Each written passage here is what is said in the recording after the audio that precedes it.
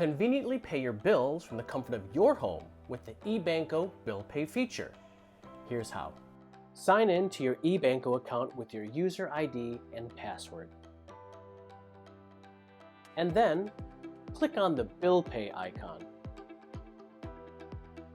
First, add a recipient. Click the plus button, enter the payee, click on Add.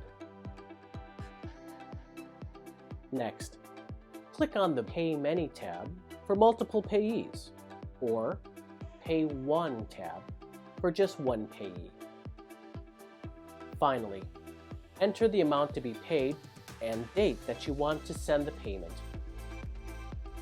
Choose the checking account to use, click on Make Payment. That's it!